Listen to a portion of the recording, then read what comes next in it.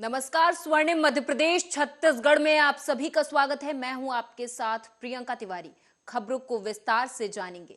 मध्य प्रदेश के पंचायत और ग्रामीण विकास मंत्री और शिवपुरी जिले के प्रभारी मंत्री महेंद्र सिंह सिसोदिया ने गुरुवार को कलेक्ट्रेट परिसर में विकास यात्रा को लेकर तैयारियों की समीक्षा बैठक की। उन्होंने कहा कि विकास यात्रा के दौरान जगह जगह वॉल पेंटिंग में सरकारी योजनाओं का प्रचार प्रसार करें।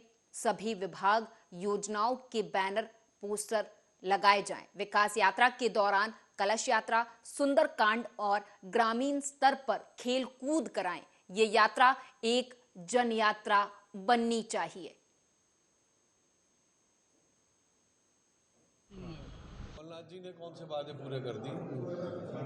मैं तो उनकी सरकार में मंत्री रहा हूँ, मुझे मालूम है कितना झूठ बोलते थे। हर कैबिनेट की मीटिंग में झूठ बोलते थे, ये योजना ये कर रहा हूँ, वो कर रहा हूँ। कितनी उठ रही है? और आज अगर शिवराज सिंह जी की सरकार की तुलना करो, क्या लोगों को आवास नहीं मिल रहे? क्या लाडली लक्ष्मी नहीं मिल रही? क्या हमारी संबल योजना जो बंद कर दी गई थी वो दोबारा से नहीं चालू कर दी गई? क्या किसान सम्मान निधि नहीं मिल रही? इन्हीं सब बातों को जनता तक पहुंचाने के लिए विकास यात्रा उमा भारती तो आपकी बीजेपी की है, लगातार विरोध कर रही है, सरकार के खिलाफ करती हुई आ रही है कि स्टेटमेंट सामने आए। अभी हाल ही में स्टेटमेंट आया है, मैंने पढ़ा नहीं है स्टेटमेंट। और उमा जी कहाँ नाराजगी है, क्या है? हमारी वरिष्ठ नेता है, आपको लेके वो बोलती हैं। उमा जी का जो मकसद है वो निश्चित रूप से पूरा होगा। माननीय मुख्यमंत्री जी ने सदैव इस बात को रखा है कि मध्य प्रदेश में लोगों का व्यस्त। अंबिकापुर से खबर है। बता दें कि पलाश चंदेल रेप केस में बीजेपी के वरिष्ठ नेता आलोक दुबे ने बड़ा दावा किया। उन्होंने कहा कि आरोप लगाने वाली महिला ने 2 शादियां की हैं। ये महिला दोनों पतियों को रेप के आरोप में जेल भेज चुकी है। शादी के ये 4 महीने बाद ये जो महिला है जो आरोप लगा रही है, अंबिकापुर के महिला थाने में 16 पर एफआईआर कराई है। और उस एफआईआर में इसके चालाकी और षड्यंत्र का सबसे पहला प्रमाण का कारण क्या है, तो उसमें लिखवाती है कि समझौता होने के आसार थे, इसलिए मैं एफआईआर देरी से करा रही हूँ। बोल रही है कि 10 लाख रुपया दो, अगर 10 लाख रुपया तुम दोगे तो मैं अपना। पंडरिया करवधा से खबर है कि इन दिनों पंडरिया ब्लॉक के स्वास्थ्य विभाग के आला अफसरों की गतिविधियों और कार्यशैली से क्षेत्र के पब्लिक ही नहीं, इनके अधीनस्थ कर्मचारी भी परेशान हैं। आरोप है कि अफसर हिटलरशाही फरमान से उनके अधीनस्थ निम्न स्तर के कर्मचारी सहमे हुए हैं।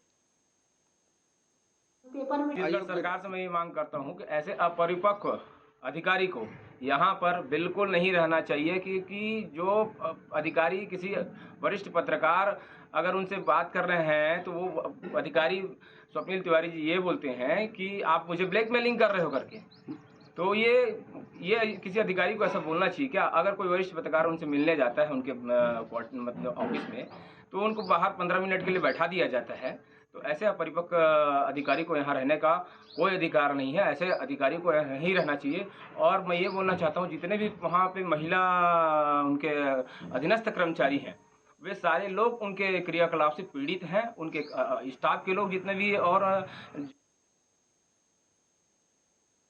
पंडरिया कवर्धा स्व सहायता समूह महिला सशक्तिकरण का एक प्रमुख माध्यम है, जिससे गरीब बेरोजगार महिलाओं के द्वारा समूह बनाकर स्वयं रोजगार के माध्यम से आत्मनिर्भर बनने का एक लक्ष्य। राज्य और केंद्र सरकार के द्वारा महिलाओं के लिए योजनाएं जो चलाई जाती हैं, लेकिन यहां ऐसा नहीं है। वनांचल बैगा आदिवासी ग्राम दमगढ़ में मां दुर्गेश्वरी स्वयं सहायता समूह के अध्यक्ष भुवनेश्वरी बघेल और स्वयं सहायता समूह की सचिव सुमित्रा बघेल, जो कि आंगनवाड़ी कार्यकर्ता भी हैं, पिछले 15 सालों से समूह का संचालन अध्यक्ष और सचिव दोनों मिलकर कर रहे हैं। हालांकि समूह से प्राप्त चावल शक्कर का कमीशन का ये बंदर बांट भी कर रहे हैं, जिसकी शिकायत करने बैगा आदिवासी सदस्यों ने पंडरिया एसडीएम के पास पहुंचकर न्याय की गुहार लगाई है। दमन में स्व सहायता समूह वर्षों से चले आ रहा है। वहाँ के सदस्यों के द्वारा अध्यक्ष के खिलाफ शिकायत किया गया है। आर्थिक अनियमितता के संबंध में शिकायत की गई है और शिकायत की जांच करा करके उचित कार्रवाई की जाएगी। ये सुनने में आया कि बैगा आदिवासी क्षेत्र है और उसमें बैगा लोग भी उनके सदस्य हैं, तो सर इस मामले को आप शीघ्र से शीघ्र उसमें मध्य प्रदेश भवन के उद्घाटन को लेकर प्रदेश की राजनीति गर्मा गई है। बीजेपी और कांग्रेस दोनों ही दलों में श्रेय लेने की होड़ लग गई है। मुख्यमंत्री शिवराज सिंह चौहान सहित पूरा मंत्रिमंडल, संगठन के नेता सभी मध्य प्रदेश भवन के उद्घाटन करने पहुंचे, जहां कांग्रेस ने कहा कि जिस भवन का उद्घाटन किया जा रहा है वो कांग्रेस की देन है। कांग्रेस नेता के मिश्रा ने इस दौरान क्या कुछ कहा, सुनाएंगे। देखिए, दावा नहीं, कमलनाथ जी ने भी प्रदेश के हित में निर्णय लिया था। मुख्यमंत्री जी भी यदि उद्घाटन कर रहे हैं तो प्रदेश के हित की बात कर रहे हैं, हमें उससे कोई गुरेज नहीं है। मगर इतना जरूर है कि जिस तरह आज मध्य प्रदेश भवन की नई इमारत का आज उद्घाटन हो रहा है और उसका प्रचार जिस ढंग से किया जा रहा है, उसमें तो ऐसा बताया जा रहा है कि भारतीय जनता पार्टी के दफ्तर के पहले मध्य प्रदेश का नया भवन शिवराज सिंह जी ने ही बनाया है। रेत सीमेंट भोपाल से ही गई होगी, नर्मदा से।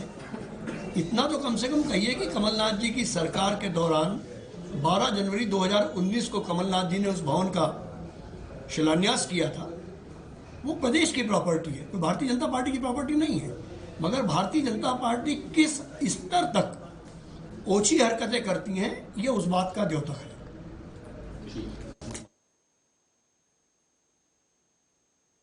जगदलपुर कलेक्टर चंदन कुमार ने गोधन न्याय योजना की समीक्षा की। उन्होंने कहा कि गोधन न्याय योजना कई विभागों के समन्वय से योजना को सफल करना है। जिले में गोधन न्याय योजना के क्रियान्वयन में निर्धारित नोडल अधिकारियों के द्वारा गोठानों का सतत निरीक्षण की आवश्यकता पर जोर देते हुए गोबर खरीदी और वर्मी कंपोस्ट रूपांतरण के कार्य में आवश्यक प्रगति लाने के उन्होंने निर्देश भी इस दौरान दिए हैं।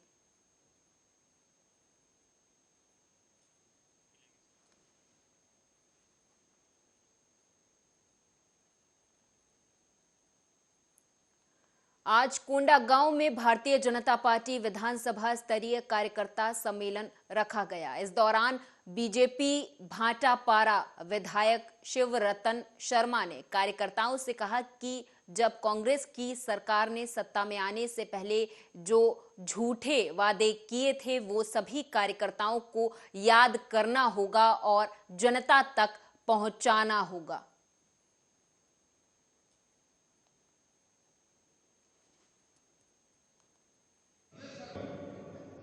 उस माध्यम से एक बड़ा जुलूस काफिला कर ले चुकी।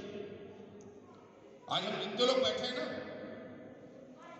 या जो बच्चा पैदा होगा वो अगर इस कर्ज को बांटा जाएगा तो छत्तीसगढ़ सरकार पर जो कर्ज है एक व्यक्ति के हिस्से में 27,233 रुपए का कर्ज आएगा। अब सरकार कोई कर्ज लेती है तो उस कर्ज को 9 साल में पूरा नहीं करेगा। प्रदेश सरकार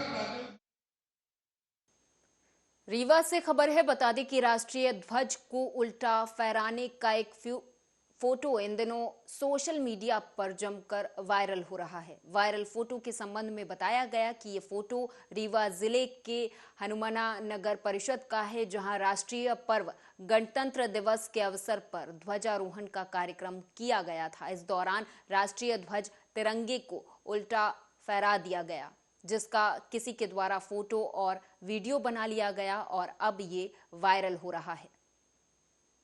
ये नगर परिषद हनुमाना के जो 2 कर्मचारी हैं, त्रिवेणी प्रसाद शुक्ला और राम रखवारे, ये प्रतिवर्ष झंडा लगाते थे।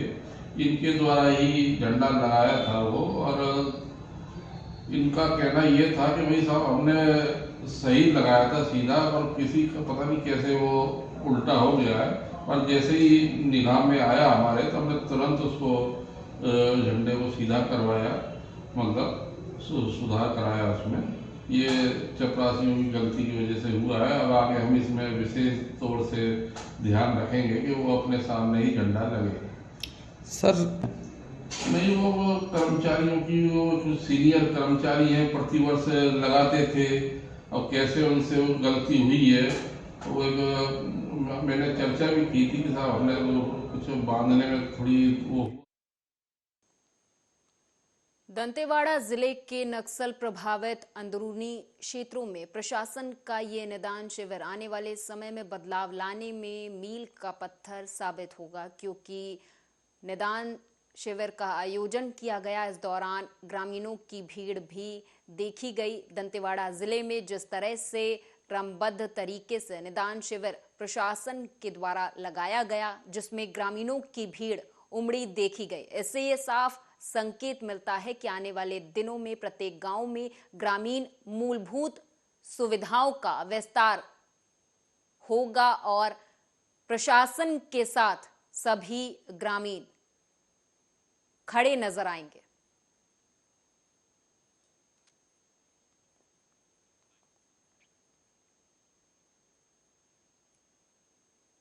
छत्तीसगढ़ में वन मंत्री अकबर ने कहा कि वेटलैंडों को चिन्हांकित कर उनके विकास के लिए तेजी से कार्य किए जा रहे हैं। इस दौरान उन्होंने आगे कहा कि राज्य में 2.25 हेक्टेयर से अधिक क्षेत्रफल के 7,711 वेटलैंड हैं, जिसे राज्य में सर्वेक्षण के उपरांत वेटलैंडों का शीघ्रता से सूचीबद्ध करने पर जोर दिया जा रहा है।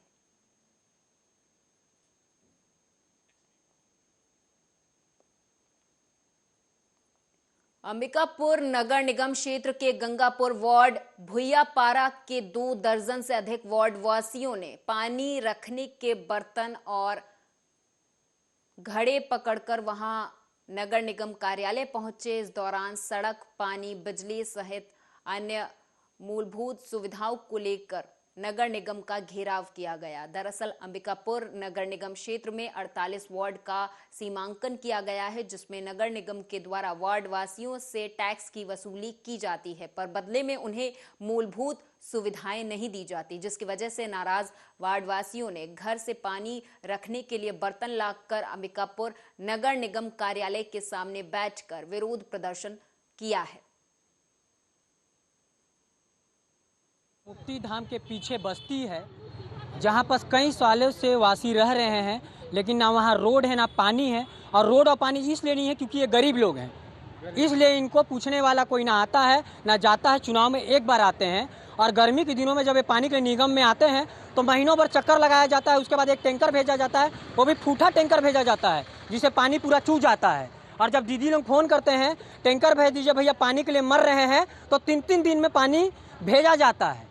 और रोड के लिए छोटे छोटे बच्चे भी आए हुए हैं, स्कूल जाते हैं तो ठेहुना भर पानी में बच्चे जब घुसते हैं तब जाके स्कूल जाते हैं। इसलिए आज निगम का घेराव किए हैं कि तत्काल यहाँ रोड और पानी का व्यवस्था किया जाए।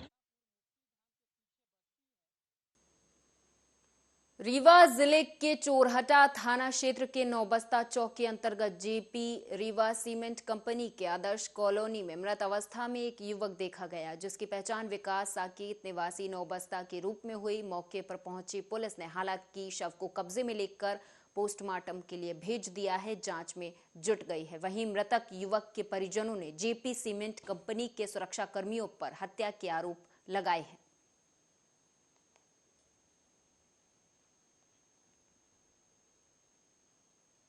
अंबिकापुर में मैनपाट के दूरस्थ गांव आज भी मूलभूत सुविधाओं से वंचित हैं। यहां सड़क नहीं होने पर गर्भवती महिला को कांवड़ में एम्बुलेंस तक ढोकर लाया गया। महिला को लाने का वीडियो सोशल मीडिया पर जमकर वायरल हो रहा है। मैनपाट से सोशल मीडिया में अक्सर ऐसी तस्वीरें निकलकर सामने आती हैं। ये तस्वीरें आपको दिखा रहे हैं, जिसमें देखा जा रहा है कि कांवड़ के सहारे गर्भवती महिला को एम्बुलेंस तक लाया जा रहा है। इस तरीके की तस्वीरें सामने आई हैं अंबिकापुर से।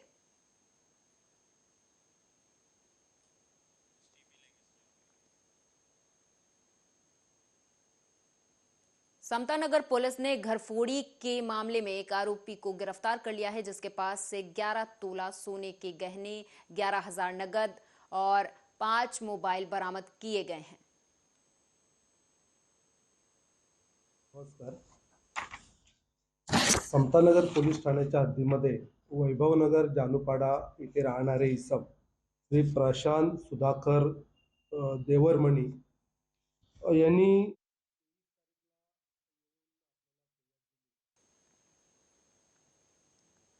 भरतपुर के एमसीबी, जिले के मनेन्द्रगढ़ के वन परिक्षेत्र, कुवारपुर के ग्राम पंचायत जैती सगरा बीट के यूकेलिप्टस ब्रांड के अंदर एक बाघ घुस गया, जिससे ग्रामीणों में दहशत का माहौल बन गया और ग्रामीणों ने प्लांटेशन को चारों तरफ से घेर लिया, जिससे कि बाघ को वापस जंगल की ओर भगाया जा सके। हालांकि इस दौरान हर तरफ दहशत का माहौल देखने को मिला है। वही बता रहे थे, वहाँ पास बर्तन धुल रही थी और वहाँ पास शेर था, तो ऐसे जैसे झुकी तो ऐसे इतने में कुत्ता भी आ गया, नजर से नजर उसके पास मिला, जैसे उसके सामने शेर के सामने कुत्ता आ गया तो इतने में गुर्राने लगा, तो इसके बाद में अंदर चली गई। अभी कहाँ शेर? मैं सवेरे यहीं गाय ढीला था तो आवाज़ आदमी इधर करते रहे, तो मैं वहाँ ध्यान रखा रहा, मैं नहीं समझ पाया कि हाँ मेरे पास में आ गया है शेर। फिर मैं देखा तो वह लास्ट में आके बैठ गया रहा है, बैठा मैं देखा तो मैं डर गया, डर के मारे फिर मैं थोड़ा दूर भाग गया यहाँ से। फिर कुछ आदमी सरगुजा जिले के लखनपुर क्षेत्र के आमापानी में रहस्यमय तरीके से एक रोशनी दिखाई दी, जिससे घबराकर स्थानीय ग्रामीणों में हलचल मच गई। किसी अनहोनी को समझते हुए स्थानीय ग्रामीण इस रोशनी को देखकर घर से बाहर निकले, तो कहीं कुछ ग्रामीणों ने प्लेन क्रैश को लेकर भी आशंका जताई, लेकिन कुछ देर बाद ये रोशनी दिखाई देना बंद हो गई, जिससे बाद में ग्रामीणों ने राहत की सांस ली है।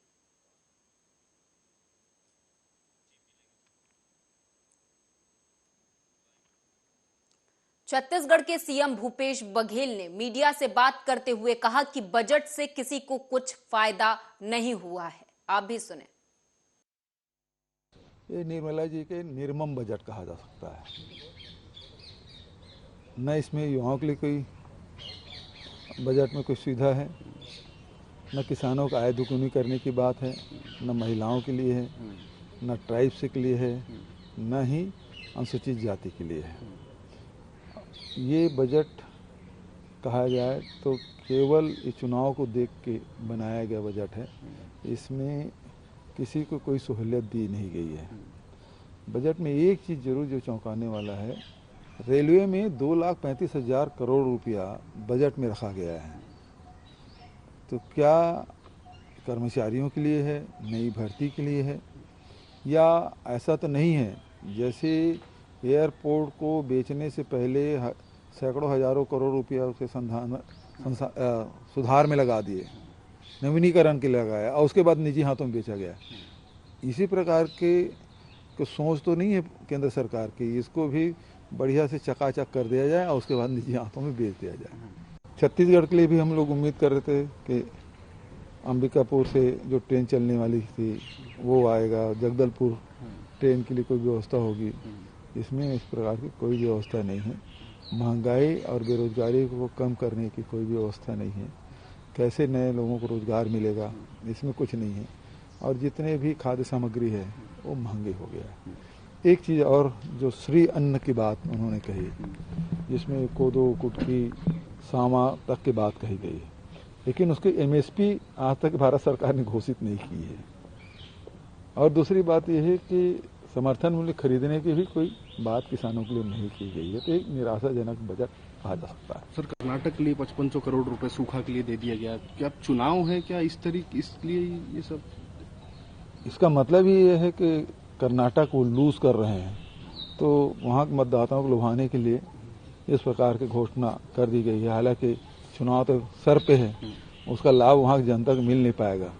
जैसे बिहार में गए थे ना, 50 करूं कि 60 करूं, 60 करूं कि 70 करूं, 1 लाख करूं कि 1,10 लाख करोड़ करूं, लेकिन आज तक कि बिहार में वो पैसा गया ही नहीं है।